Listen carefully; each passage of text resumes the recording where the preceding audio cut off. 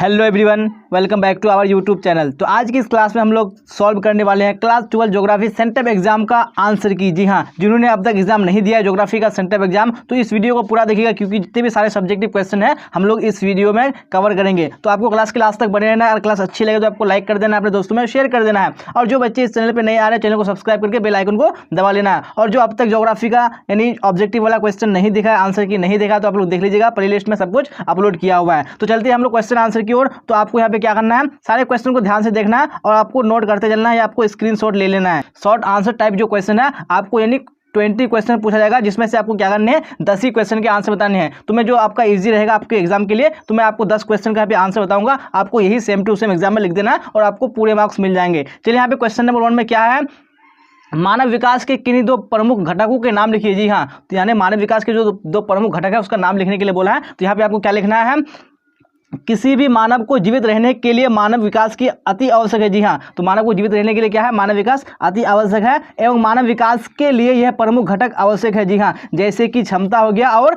सतत पोषणीयता हो गया। जी हाँ, क्योंकि आपको दो ही मांगा है, तो यहाँ पे आपको एक लिखना है क्षमता और दूसरा लिखना है कि आपको सतत पोषणीयता। तो यहाँ पे जो आपका क्वेश्चन नंबर 1 है, आपको यहाँ पे इस क्वेश्चन में जो 2 मार्क्स है वो एक क्वेश्चन का मिल जाएगा। चलिए, तो इसी तरह हम लोग 10 क्वेश्चन करेंगे और जो long type answer type question है उसको भी कवर करेंगे। तो वो पूरा देखना है और आपको जैसे मैं बता रहा हूँ आपको ऐसे स्क्रीनशॉट ले लेना है और पूरा एग्जाम में ऐसे ही लिख देना है आपको। चलिए, यहाँ पे जो सेकंड क्वेश्चन है वो सेकंड क्वेश्चन में क्या बोला जा रहा है, रीटर देश यानी किस देश से संबंधित है। जी हाँ, जो कार्ल रीटर है वो किस देश से संबंधित है वो आपको बताने के लिए बोला है। तो यहाँ पे आपको क्या लिखना है, कार्ल रीटर जर्मनी राष्ट्र से संबंधित है। जी हाँ, यह जर्मनी के विख्यात भूगोल वक्ता थे, आधुनिक भूगोल के संस्थापक भी माना जाता है। जी हाँ, आधुनिक भूगोल का संस्थापक भी माना जाता है तथा इन्हें भूगोल की एक महत्वपूर्ण क्षेत्र तुलनात्मक भूगोल का जनक भी माना जाता है। जी हाँ, तो यहाँ पे आपको क्या बोला, संबंधित बोला है, तो आपको यहाँ 1-2 लाइन लिख देना है इसके बारे में, 2 मार्क्स है वो पूरा मिल जाएगा। चलिए, तो हम लोगों ने 2 क्वेश्चन देख लिया, अब हम लोग देखेंगे यानी क्वेश्चन नंबर 4। जी हाँ, जो क्वेश्चन इजी है मैं आपको वही करा रहा हूँ, तो आपको लिखने में कोई परेशानी नहीं हो। तो हम लोग अभी 1-2 करेंगे, उसके बाद जो क्वेश्चन नंबर 4 में बोला जा रहा है, क्या बोला जा रहा है,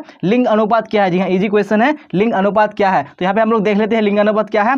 लिंग अनुपात या लिंग का अनुपात से तात्पर्य किसी क्षेत्र विशेष में पुरुष एवं स्त्री की संख्या के अनुपात को कहते हैं। जी हाँ, जो किसी क्षेत्र में स्त्री और जो पुरुष की अनुपात है उसी को हम लोग क्या कहते हैं, लिंगानुपात कहते हैं।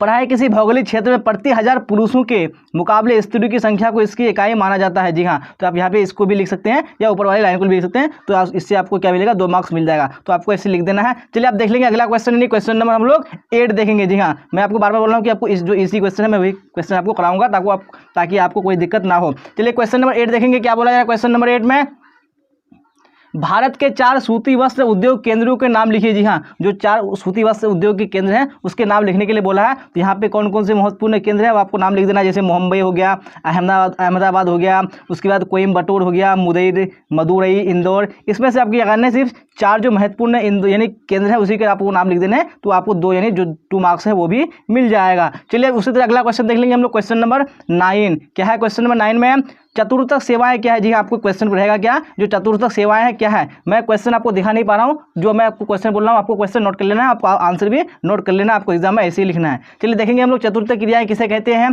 चतुर्थक सेवाओं को चतुर्थ सेवा भी से भी जाना जाता है। यह सेवाएं सूचना आधारित, विकास आधारित एवं अनुसंधान आधारित क्रियाकलापों में सम्मिलित में इसका प्रयोग किया जाता है। जी हाँ, जो चतुर्थक सेवा देख लें किसको, यानी उसमें क्या होता है, सेवाएं सूचना आधारित होता है, विकास आधारित होता है एवं जो अनुसंधान आधारित रिसर्च आधारित क्रियाकलापों में सम्मिलित में इसका प्रयोग किया जाता है। जी हाँ, इसके अंतर्गत सूचनाओं का उत्पादन में प्रतिनिधि का उत्पादन करना है। तो हम लोगों ने देख लिया कि यहाँ पे जो चतुर्थक सेवाएं है उसको यानी किसको बोलते हैं। चलिए, तो अब अगला क्वेश्चन देख लेंगे हम लोग, यानी क्वेश्चन नंबर 11। जी, हम लोगों ने यहाँ पे क्वेश्चन नंबर 9 देख लिया, अब क्वेश्चन नंबर 11 देखेंगे, क्योंकि हम लोगों को क्या करने हैं, 20 क्वेश्चन में से 10 ही को बनाने हैं और जो इजी रहेगा वही बनाने की। हाँ, क्योंकि आपको जो मार्क्स मिलेंगे सबके 2 ही मार्क्स मिलने वाले हैं। चलिए, तो यहाँ पे क्वेश्चन नंबर 11 में क्या बोला जा रहा है, बाह्य सर्वोत्तीकरण क्या है। जी हाँ, जिसको हम लोग क्या बोलते हैं, आउटसोर्सिंग भी कहते हैं। तो हम लोग यहाँ पे देखेंगे कि बाह्य सर्वोत्तीकरण किसे कहते हैं। चलिए, तो यहाँ पे देख लेते हैं डेफिनेशन। प्रक्रिया बाह्य सर्वोत्तीकरण ऐसी प्रक्रिया है जिसमें एक कंपनी अपनी कुछ व्यावसायिक क्रियाओं को कुछ शुल्क देकर किसी अन्य पक्ष को उन क्रियाओं से संबंधित संपूर्ण नियंत्रण यानी सहित सौंप देता है। व्यवसाय प्रक्रिया बाह्य स्रोतीकरण को सूचना प्रौद्योगिकी समर्थ सेवा भी कहा जाता है। जी हाँ, जो बाह्य स्रोतीकरण है उस सूचना प्रौद्योगिकी समर्थ सेवा भी कहा जाता है। तो हम लोगों ने देख लिया कि यानी बाह्य स्रोतीकरण जो आउटसोर्सिंग है किसी को कहते हैं, यानी एक ऐसी प्रक्रिया है जिसमें एक कंपनी क्या करता है, जो अपनी कुछ व्यावसायिक क्रियाओं को कुछ शुल्क देकर, जी हाँ, किसी अन्य पक्ष को उन क्रियाओं से संबंधित संपूर्ण नियंत्रण सहित सौंप देता है। जैसे मैं आपको एग्जांपल बता दूं, जी हाँ, आजकल जो जितने भी सारे जो कॉल सेंटर होते हैं, ये कॉल सेंटर क्या है, एक बाह्य स्रोतीकरण का क्या है, एक अच्छा खासा एग्जाम्पल है। चलिए, तो हम लोगों ने यहाँ पे क्वेश्चन नंबर 11 भी देख लिया। अब जो अगला क्वेश्चन तक करेंगे हम लोग, यानी easy question, question number 12। Question number 12 में यानी बोला है, क्या बोला है वो, पनामा नहर से जुड़े 2 महासागरों के नाम लिखिए। जी हाँ, तो जितने भी मैं क्वेश्चन आपको कर रहा हूँ, ये क्वेश्चन आपको सेंट्रल एग्जाम में पूछा जाएगा। जी हाँ, तो आपको घबराना नहीं है, आपको ये जो मैं बता रहा हूँ आपको वैसे लिख देना है, एग्जाम में आपको पूरे मार्क्स मिल जाएंगे। और हम लोगों ने जो ऑब्जेक्टिव वाला जो आंसर किया वो भी सोल्व कर लिया, तो आप लोग देख लीजिएगा, और सारे सब्जेक्ट का लगभग कर ही लिया है। तो यहाँ पे जो पनामा नहर है उससे जो 2 महासागर जुड़े हैं उसके नाम लिखने के लिए बोला है। यहाँ पे सबसे पहले आपको लिख देना है कि प्रशांत महासागर तथा, और दूसरा जो आपको लिखना है वो क्या लिखना है, अटलांटिक महासागर लिख देना है। जी हाँ, तो यहाँ पे आप लोग सेंटेंस बना लीजिएगा, तो आपको पूरे यानी दो मार्क्स है वो पूरे मिल जाएंगे। चलिए, तो मैंने आपको यहाँ पे क्वेश्चन नंबर 12 भी करा दिया है। अब अगला क्वेश्चन देख लेंगे हम लोग, यानी क्वेश्चन नंबर 13। क्या बोला जा रहा है क्वेश्चन नंबर 13 में, यानी सवाल पूछा है मुक्त व्यापार क्या है। जी हाँ, तो मुक्त व्यापार क्या है, तो हम लोग देख लेते हैं। देशों द्वारा आयात निर्यात में भेदभाव को समाप्त करने की नीति को मुक्त व्यापार कहते हैं। जी हाँ, यानी जो देशों द्वारा जो आयात निर्यात में जो भेदभाव होता है, जी हाँ, तो उसको यानी समाप्त करने की जो एक नीति होती है उसी को हम लोग क्या बोलते हैं, मुक्त व्यापार बोलते हैं, जिसको हम लोग क्या कहते हैं, फ्री ट्रेड बोलते हैं। तो हम लोगों ने मुक्त व्यापार देख लिया, यानी क्वेश्चन नंबर 13 भी देख लिया। चलिए, अब अगला क्वेश्चन देख लेंगे हम लोग, क्वेश्चन नंबर 15। क्या है क्वेश्चन नंबर 15 में, बंजर भूमि क्या है। जी हाँ, इजी क्वेश्चन है, बंजर भूमि क्या है, तो हम लोग देखेंगे बंजर भूमि किसे कहते हैं। ऊसर, जिसको बंजर भूमि को ऊसर भी कहते हैं। ऊसर या बंजर वह भूमि है जिसमें लवणों की अधिकता होती है। जी हाँ, यानी जो लवण होते हैं उसमें अधिक पाया जाता है। विशेषतः कौन सा, यानी सोडियम लवणों की अधिकता हो, ऐसी भूमि में कुछ नहीं अथवा बहुत कम उत्पादन होता है। जी हाँ, जो बंजर या ऊसर भूमि होता है उसमें बहुत ही कम उत्पादन होता है। तो हम लोगों ने बंजर भूमि देख लिया किसको कहते हैं, यहीं से आपको लिख देना है, आपको स्क्रीनशॉट ले लेना है या आपको नोट कर लेना है। चलिए, अब अगला क्वेश्चन देखेंगे, यानी जो क्वेश्चन है क्वेश्चन नंबर 19। हम लोगों ने क्या, मैंने आपको बताया कि जो क्वेश्चन रहेगा वो 20 रहेगा, 2 मार्क्स वाले, लेकिन आपको 10 ही बनाने, तो मैं आपको 10 ही करा रहा हूँ जो इजी है। चलिए, आप क्वेश्चन नंबर हम लोग देखेंगे, यानी क्वेश्चन नंबर 19। सड़क परिवहन की किन्हीं 2 समस्याओं का उल्लेख कीजिए। जी हाँ, जो सड़क परिवहन है उसकी जो 2 समस्याएं उसका उल्लेख करने के लिए बोला है। तो यहाँ पे हम लोग देख लेते हैं क्या बोला है।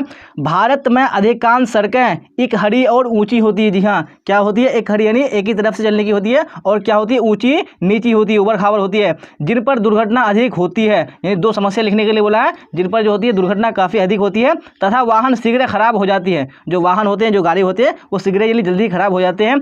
फलस्वरूप ईंधन भी अधिक खर्च होता है, जिसके यानी फलस्वरूप क्या होता है, ईंधन जो होता है वो भी अधिक खर्च होता है। यहाँ सड़कों पर मोड़ बहुत ही अधिक है। जी हाँ, तो यहाँ पे जो आपको 2 समस्याएं आपको अपने हिसाब से, और जो मैं आपको बता दूँ अपने हिसाब से आपको यानी लिख लेना है 2 यानी समस्याओं को। तो हम लोगों ने यानी जो 1 to 20 क्वेश्चन था, हम लोगों ने 10 क्वेश्चन कर लिया। अब हम लोग आएंगे किस पे, दीर्घ उत्तरीय प्रश्न। जी हाँ, यानी लॉन्ग आंसर टाइप क्वेश्चन में, जिसको आपको यानी एक क्वेश्चन के 5 मार्क्स मिलेंगे। सवाल नंबर 21 क्या है, दुग्ध कृषि की विशेषताओं का वर्णन कीजिए। जी हाँ, क्या क्या विशेषता है दुग्ध कृषि का, आपको वर्णन करने के लिए बोला है। तो हम लोग यहाँ पे देख लेते हैं आंसर। दुग्ध कृषि या डेयरी फार्मिंग या डेयरी उद्योग या दुग्ध उद्योग कृषि की एक क्या है, यह श्रेणी एक शाखा है। यह पशुपालन से जुड़ा एक बहुत लोकप्रिय उद्यम है। जी हाँ, यह पशुपालन से क्या है, बहुत ही जुड़ा लोकप्रिय उद्यम है, जिसके अंतर्गत दुग्ध उत्पादन, उसकी प्रोसेसिंग और खुदरा बिक्री के लिए किए जाने वाले कार्य आते हैं। जी हाँ, इसके अंतर्गत क्या क्या आते हैं, दुग्ध उत्पादन आता है, उसकी प्रोसेसिंग आती है, और जो खुदरा बिक्री होता है उसके लिए किए जाने वाले कार्य आते हैं।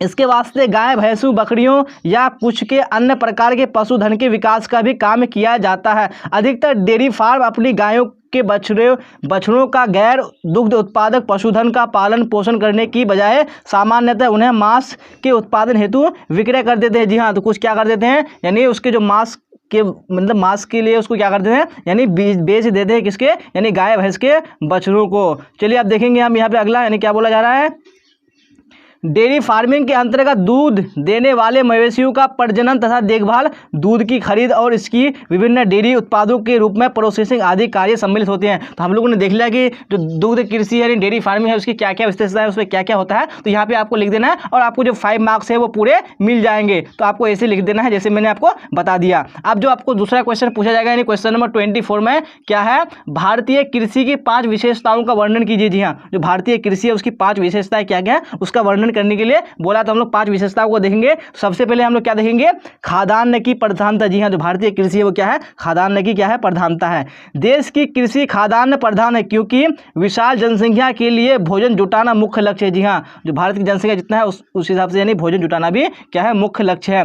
कुल कृषि उत्पादन में 80% भाग खाद्यान्नों का होता है। तो हम लोगों ने पहला यानी देख लिया विशेषता भारतीय कृषि की। अब दूसरा देखेंगे, दूसरा विशेषता क्या है यहाँ पे, फसलों की विविधता। जी हाँ, जो भारत की जो भारतीय कृषि है वो क्या है, यानी इसमें फसलों की विविधता पाई जाती है। जी, अलग अलग तरह के फसल पाए जाते हैं। भारत में जलवायु विषमता के कारण कई प्रकार की फसलें ली जाती है। एक ही खेत में एक साथ अनेक फसलें बोई जाती है। तो हम लोगों ने यहाँ पे दूसरा भी देख लिया कि दूसरा विशेषता क्या है भारतीय कृषि का। अब तीसरा देखेंगे, जैसे मैं बता रहा हूँ आपको ऐसे एग्जाम में लिख देना, आपको पूरे मार्क्स मिल जाएंगे। जी हाँ, आपको एक भी मार्क्स नहीं कटेगा। कृषि का पुराना ढंग। जी हाँ, जो भारतीय कृषि है उसमें क्या है, यानी जो पुराने ढंग से कृषि होती है वो अभी भी हो रही है।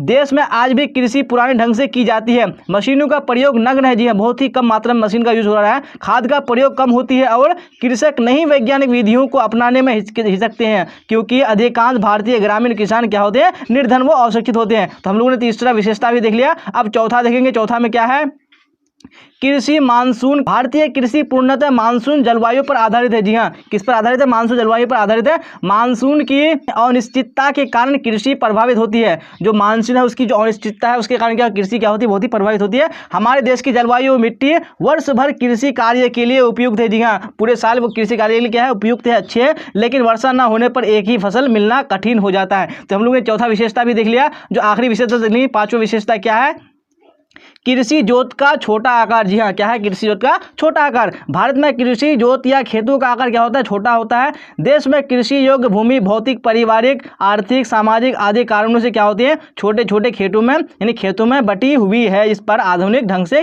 कृषि करना क्या हो जाता है, कठिन होता है। तो हम लोगों ने यानी पांचवा विशेषता देख लिया किसका, भारतीय कृषि का। जो अब अगला क्वेश्चन देखेंगे हम लोग, कौन सा क्वेश्चन देखेंगे, क्वेश्चन नंबर 26। क्या बोला जा रहा है क्वेश्चन नंबर 26 में, ध्वनि प्रदूषण पर एक संक्षिप्त लेख लिखिए। जी हाँ, जो ध्वनि प्रदूषण है उस पर आपको एक संक्षिप्त लेख लिखने हैं। तो यहाँ पे हम लोग देख लेते हैं क्या है संक्षिप्त लेख देनी ध्वनि प्रदूषण पर। ध्वनि प्रदूषण को पर्यावरण प्रदूषण के रूप में पर्यावरण को बड़े स्तर पर विभिन्न स्रोतों के माध्यम से हानि पहुंचाने वाले तत्वों के रूप में माना जाता है। जी हाँ, तो ध्वनि जो प्रदूषण है उसको पर्यावरण प्रदूषण के रूप में, पर्यावरण को बड़े स्तर पर, जी हाँ, यानी बड़े लेवल पर विभिन्न स्रोतों के माध्यम से हानि पहुंचाने वाले तत्वों के रूप में माना जाता है। किसको, ध्वनि प्रदूषण को। ध्वनि प्रदूषण को ध्वनि अव्यवस्था के रूप में भी जाना जाता है। जी हाँ, यानी ध्वनि अव्यवस्था के रूप में भी जाना जाता है। इसको ध्वनि प्रदूषण को। अत्यधिक शोर स्वास्थ्य के लिए हानिकारक होता है। जी हाँ, जो अत्यधिक शोर होता है वो क्या होता है, स्वास्थ्य के लिए काफ़ी हानिकारक होता है और मानव या पशु जीवन के लिए असंतुलन का कारण है। और जो ध्वनि प्रदूषण है वो क्या है, मानव या जो पशु जीवन है उसके लिए काफ़ी क्या है, असंतुलन का कारण है। यह भारत में व्यापक पर्यावरणीय मुद्दा है। जी हाँ, क्या है, ये बहुत ही बड़ा पर्यावरणीय मुद्दा है जिसे सुलझाने के लिए उचित सतर्कता की आवश्यकता है।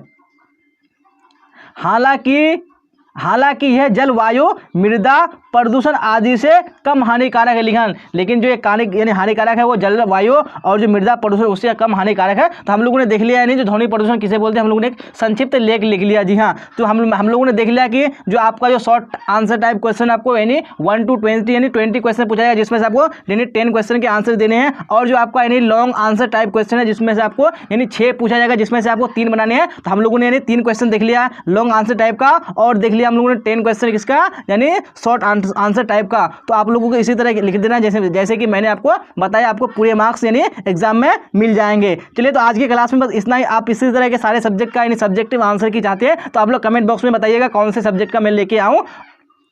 तो आज की क्लास में बस इतना ही, फिर मिलेंगे हम लोग अगली क्लास में। Till then bye bye, tata, see you on the next class.